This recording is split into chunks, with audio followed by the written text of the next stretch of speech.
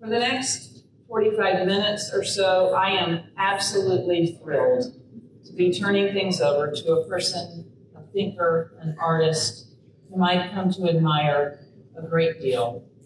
And I am so grateful that she is here with us. In her life and ministry, Canon Mpho Tutu van Furth has continued in her parents' legacy of working against injustice and seeking peace and reconciliation.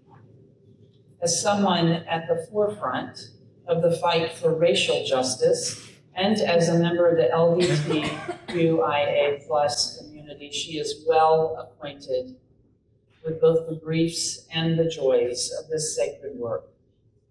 I am confident that her words this morning will plant a seed for us and that they will bear fruit in years to come. Canon Mpho, I am so grateful for your presence here. It's no short journey that you've made, and I'm so pleased to introduce you to the people of this diocese. Thank you for being among us, and may we give her a warm South Carolina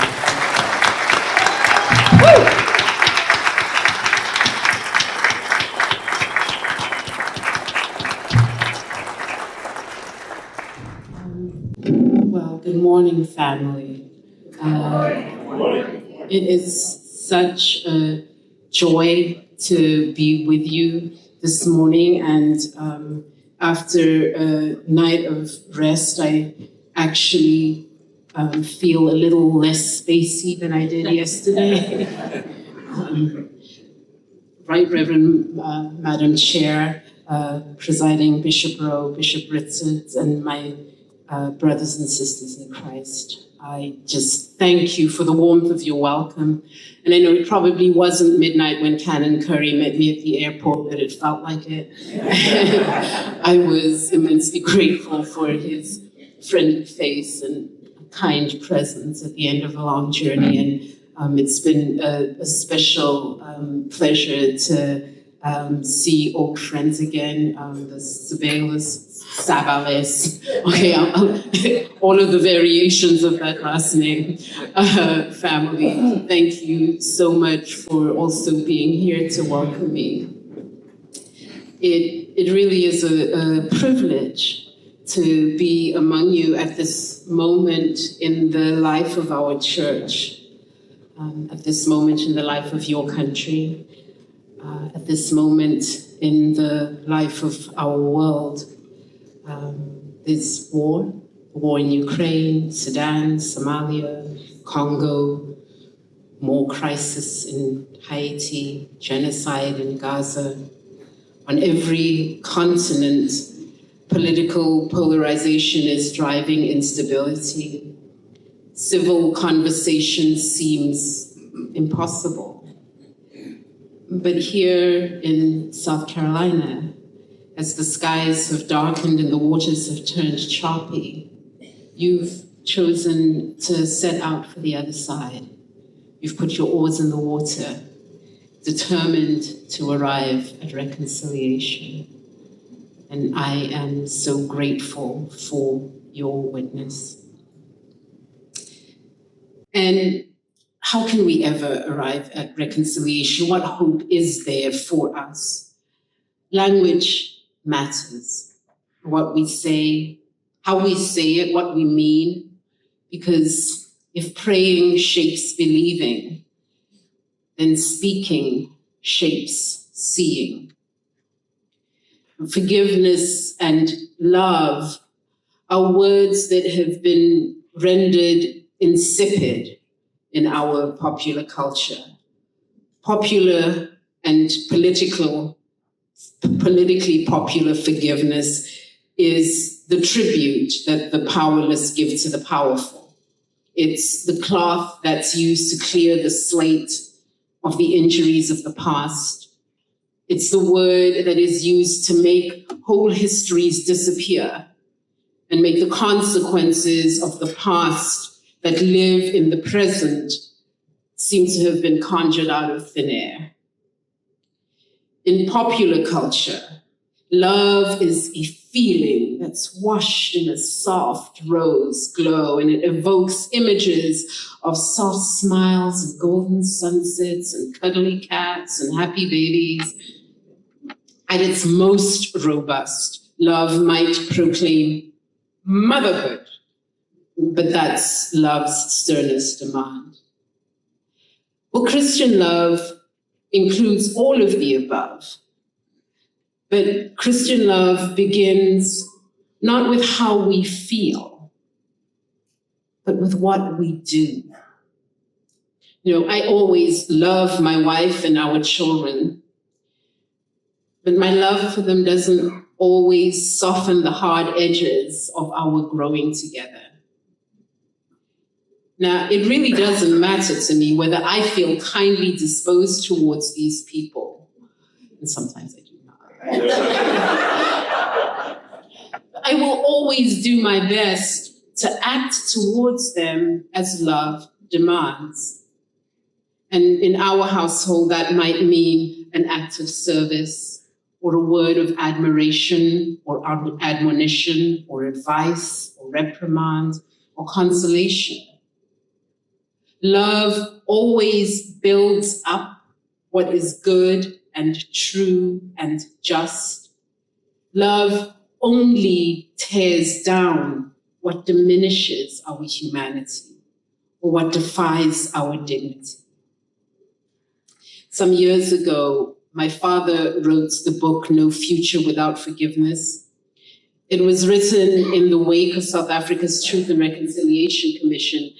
And in it, he underlines the insight that every conflict is intractable unless the parties can find a way to forgive. Forgiveness, he said, is our only hope for a future in which we and our planet can all flourish. As a Christian and a priest, I have heard and I have preached countless sermons on forgiveness. The headline for most sermons is, God commanded it, Jesus did it, and so must we. But somehow that headline doesn't actually help anyone to get from the darkness of pain, anger, betrayal, or grief to the light of hope for a better future. So how do we get from being perpetrators and victims to being reconciled and forgiven people? With my father, I wrote the book of Forgiving, and it's a how-to manual for forgiveness and reconciliation. The quantum, my father would say, may differ, but the process is always the same. It's always the same set of steps that we have to follow to get from pain or rage or grief to reconciliation. To get from pain, rage, or grief to reconciliation, we must tell the story. We must name the hurt. We must repair the breach. We forgive in order to be reconciled so that we can live in peace. The sequence is slightly different from that's offered in the book. So we live and we learn. So first, we must tell the story. And I know that you have been doing that here in your own diocese. And telling the story is searing work. Our trauma stories can be excruciating to hear. Our trauma stories are excruciating to speak. Who, having once seen it, can forget the image? My father with his arms folded on the commissioner's table and his head buried in his arms and his body racked by sobs. It was Singokwana Malga's testimony that undid him. From his wheelchair, Mr. Malgas told the story of his imprisonment and torture. When he was in prison, they tortured him. When he was out of prison, they firebombed his home. They harassed him and his family. They arrested his son. The boy died in prison, acid burns. They blinded Malgus. As a result of his torture, he could not walk. He described one form of torture that they called the helicopter. They suspend you, your arms and legs tied to a pole, your head covered in a cloth, and then they pour water over your head. You're drowning. You can't breathe. He couldn't get all the words out. The memory became too vivid, and he wept. And my father wept with him. Telling the story can be excruciating, but the story must be told. South Africa's Truth and Reconciliation Commission wasn't a tribunal. The purpose was to learn the truth, and the end goal was reconciliation, not retribution. The promise of amnesty was not enough to elicit full and truthful testimony from every perpetrator, but it was enough to coax many people to tell their stories who would not otherwise have done so. Telling the story, all of our stories must be heard and must be honored. Some years ago, I was in Virginia, and I was with a group standing on a hill overlooking the James River. And it said that the Yorkshireman who named the city of Richmond saw that bend in the James River, and it looked like his Richmond home. It's a statue that we've come to see. Here, at the beginning of the Richmond slave trail, we pause to honor the memory of the Confederate dead. The Confederate Army fought to maintain slavery in the United States. Our African-American guide, descendant of enslaved people, speaks to us. At least 350,000 men in the Confederate Army lost their lives, and that is a conservative estimate. No matter whether they fought willingly or they joined because of geography, they died. 350,000 men, sons of grieving mothers, sisters, wives, sweethearts, each one of them, somebody's somebody. So many of them were buried in the battlefield. We didn't agree with them, but they were human, and we can hear their story and honor their loss. And he pointed out that the challenge of being in Virginia, the capital of the Confederacy, was that the story of the Confederate dead was the only story that was told. And here in the southern United States, the American Civil War was reformulated as the last cause, a war in which honorable men fought for freedom from the tyranny of the northern states. No mention is made of slavery that the South fought to maintain. And so the stories of Black valor and self-determination are erased from the historical memory. And the ugly truth of white supremacist ideology is masked by the mantle of freedom fighters and states' rights. But there are two strands of story to be told, and both strands matter. We're very seldom solidly on one side of the perpetrator-victim divide. We know that in the heat of argument, the cornered victim can become a vicious perpetrator.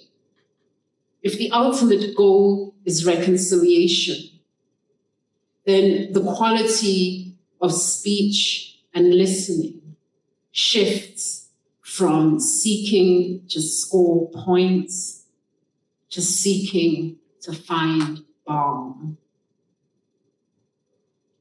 When we have told the story, we have to name the hurt. In 2012, I'd moved back to South Africa with 2 young children, and was at that time effectively single parenting. And hired a housekeeper. Angela was our housekeeper. And in a few short months, she'd woven herself into the fabric of our family. It was she who could coax morning giggles out of my famously not a morning person, youngest child, as she got her ready for school. It was she who put her own unique spin on my favorite recipes and proclaimed them Angela's own. It was she who oozed with pride as she related the successes of her own children in distant Zimbabwe. She would pass her mobile phone around so that we could congratulate and encourage them. And on that day in April, it was she who lay dead on my daughter's bedroom floor, bound and bloodied. It seemed she had interrupted a robbery in progress. She had struggled with the burglar, had been overcome and killed. Was anything taken? The fresh-faced officer asked me. Yes, a life. Over the blur of days that followed, as I told the story to my terrified mother and then to Angela's mother, whose wail of grief echoes in my head, I can hear it even now, the same way that I could hear my firstborn child's first cry. In the book of forgiving, the second step of the forgiveness process is to name the hurt. And the hurt of Angela's death was the hurt of no longer feeling safe in our own home, of waking up to night terrors, of waking up to my own bereft children, of waking up to not knowing, not even being able to fathom the bereavement of Angela's children and her family.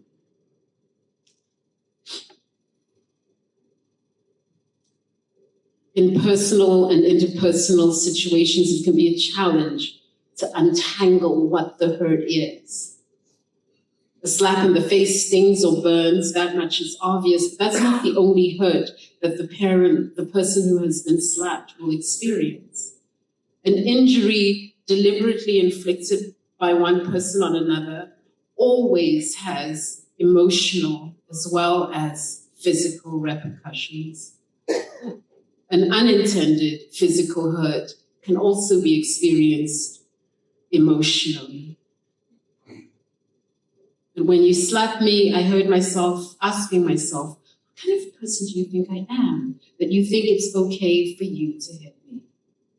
So one may feel disrespected or ashamed or unsafe or a cascade of other emotions as a consequence of the assault.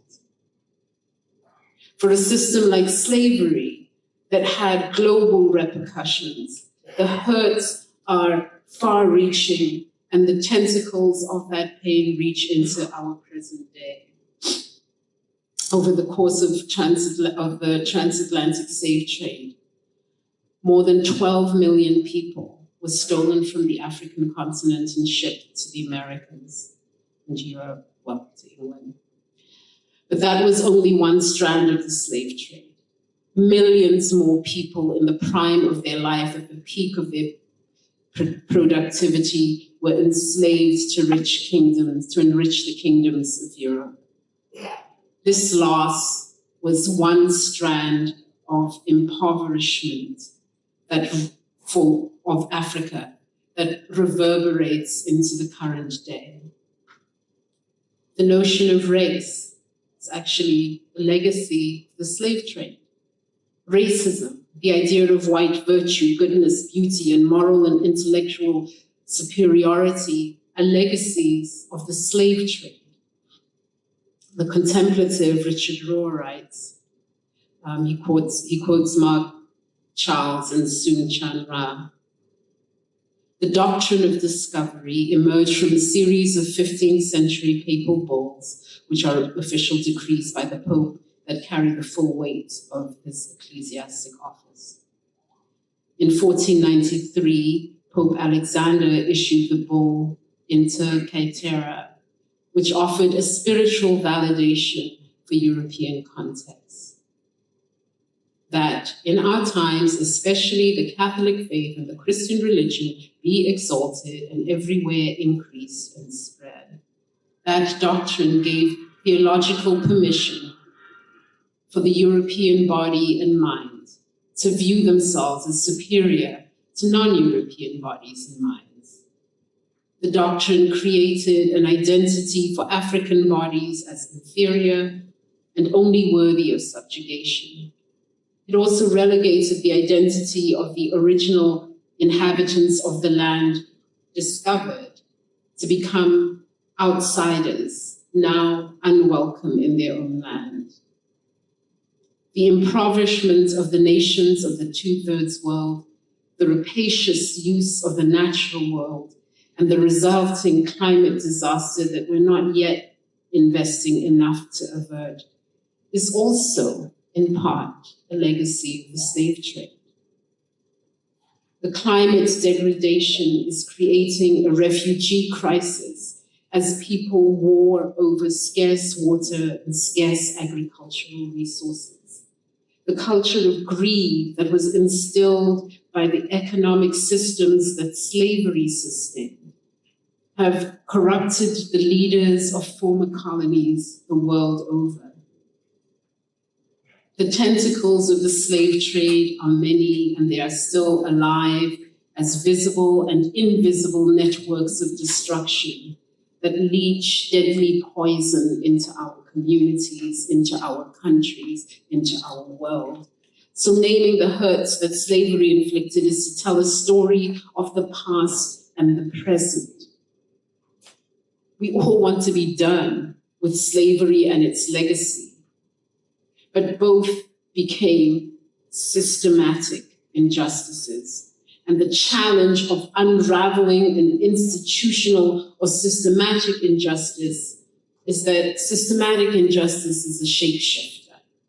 Systematic injustice doesn't recruit, but it co-opts the agreement of unwitting participants, and it comes disguised as common good.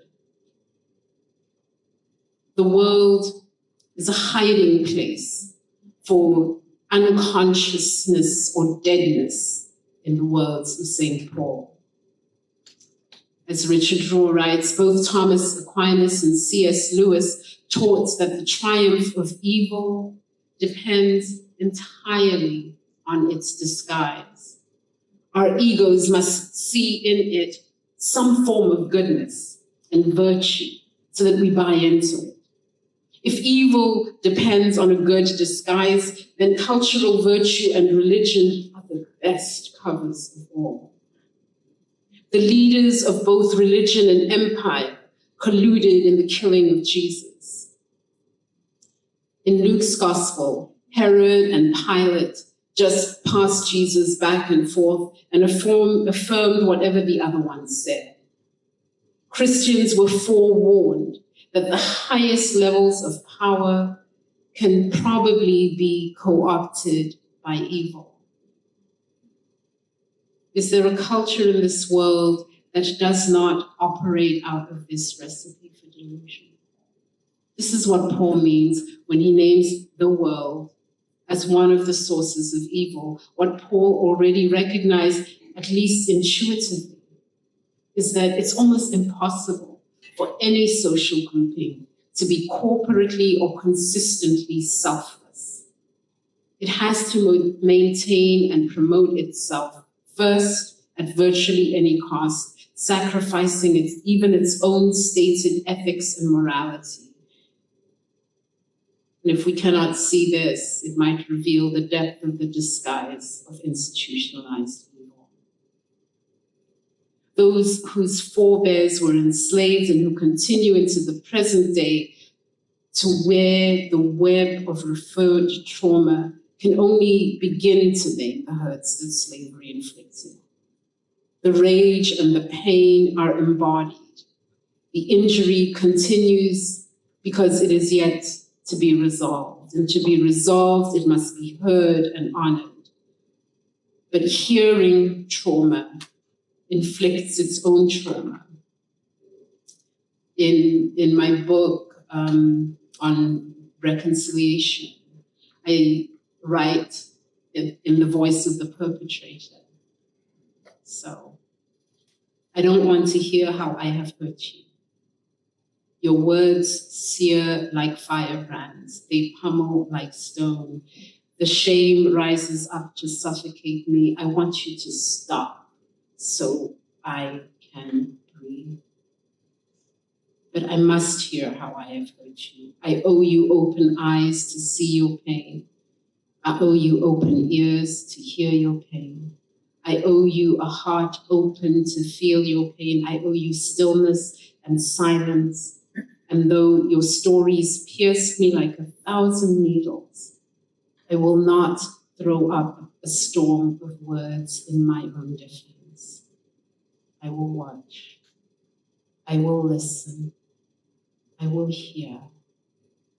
I will allow your pain to find a home in me. It will teach me how to honor your humanity, how to cherish your dignity. During the hearings of South Africa's Truth and Reconciliation Commission, the words of all of the speakers, whether they were victims, perpetrators, commissioners, or lawyers, were simultaneously translated. And of course, the translator would speak as the voice of the speaker.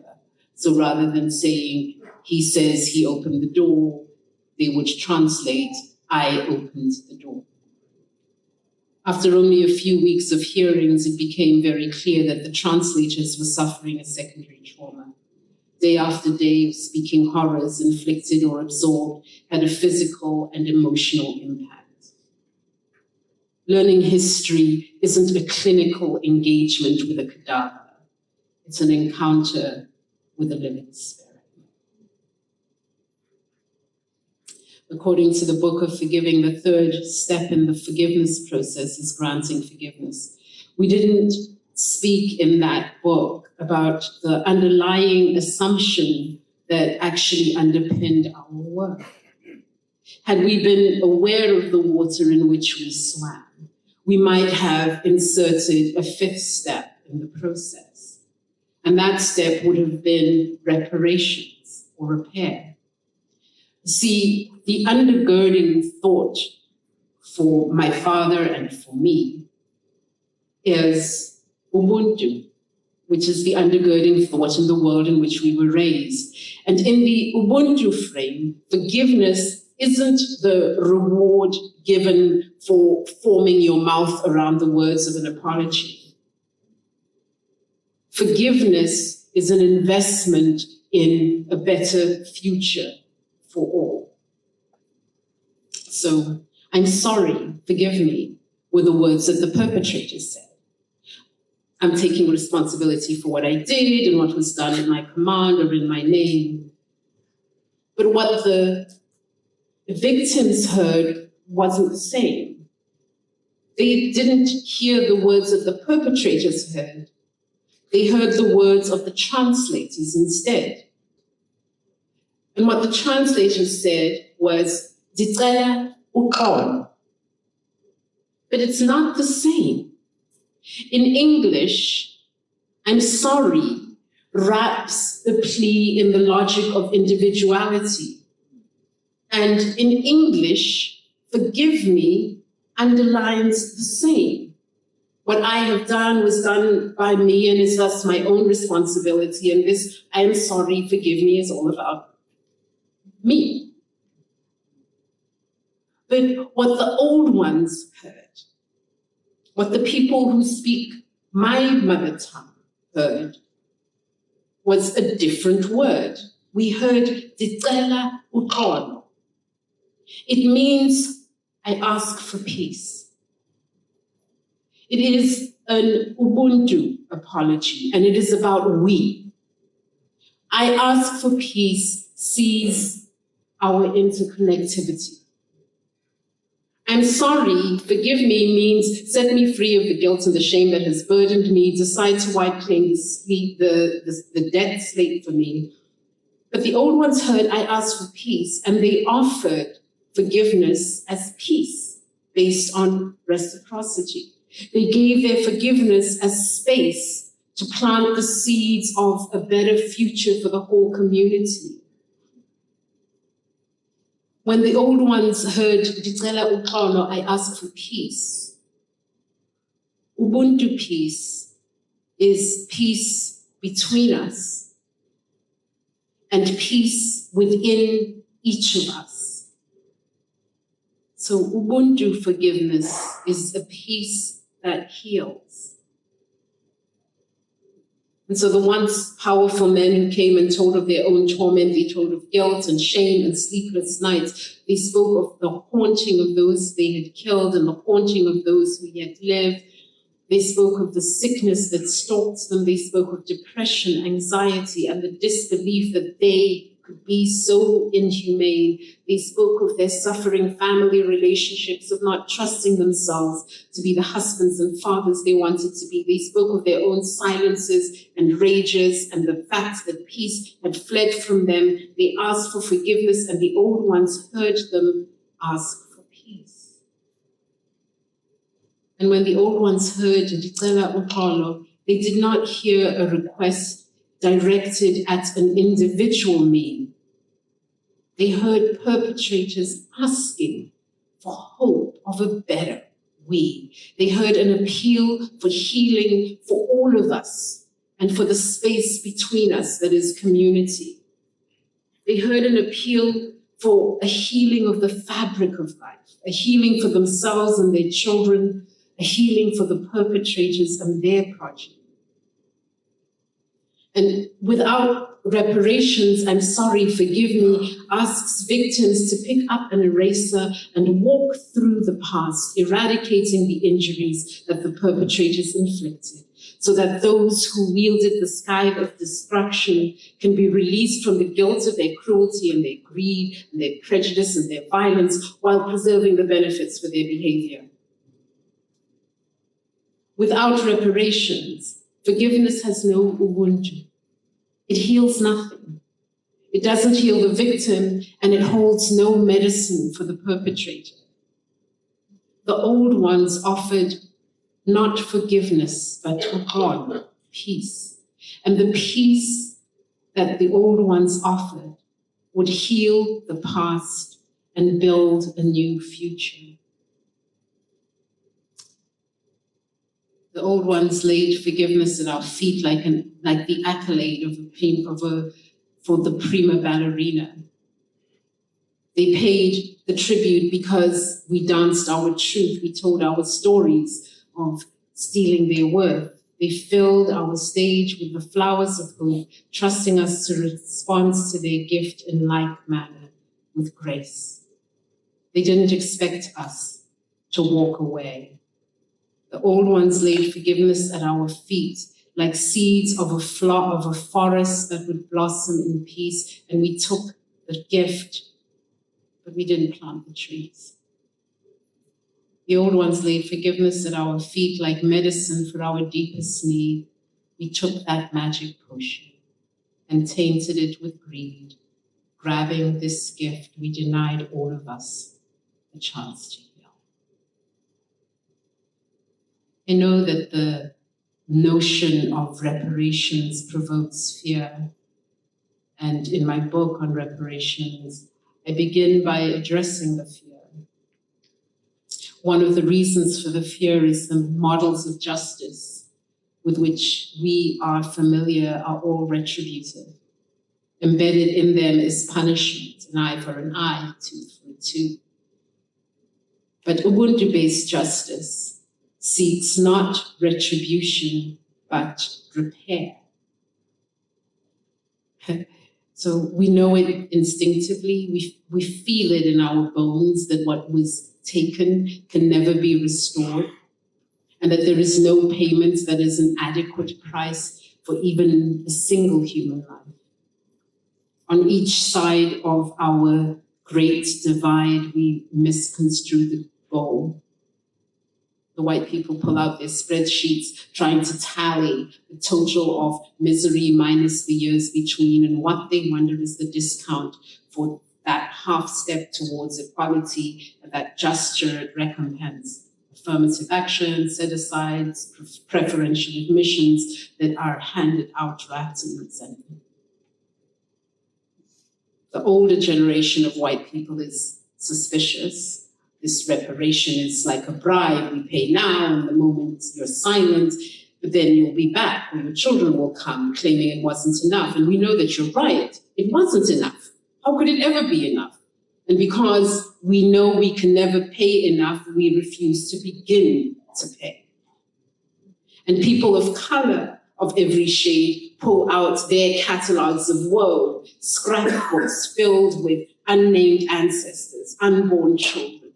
They tell the family stories that never got written. They speak of demolished homes, demolished communities, displaced people. They speak of stolen youth and stolen work. They speak of stolen land and stolen hope. They speak of stolen lives. They speak of stolen voices. They speak of being silent or being silenced. They speak into the wind, and they create their own charts of resentment that no payment will erase. But Ubuntu-based reparations are busy with the business of repair, of weaving a new reality from the shreds of the past.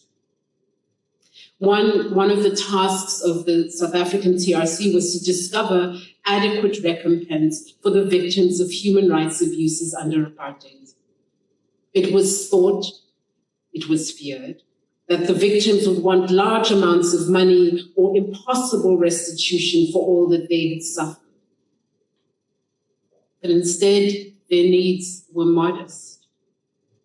A headstone to mark the grave of a murdered loved one. School fees to cover the education of a fatherless child. But those gestures of healing were not made by the new South African government. By the time the TRC report was handed in, the government had changed, and the new government just wasn't interested. And the pain of that lack of acknowledgement plagues the country into the present day. But we can make different choices here. We can set our oars for a different future than the past has promised us. Yes, the ocean is dark. Yes, the waves are high, and we have so many reasons to be terrified. But we set out in faith because we know that Christ will bring us safe to the other side. Amen. Amen.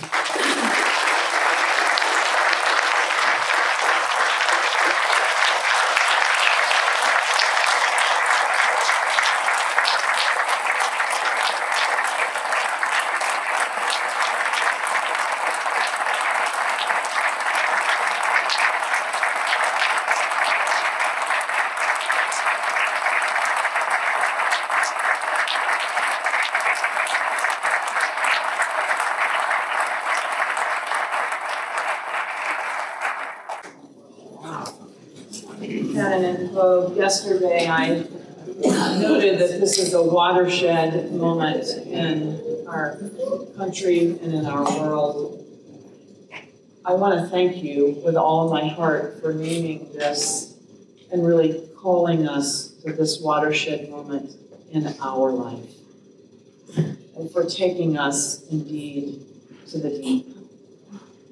Thank you. You call us to act. We are challenged and we are grateful.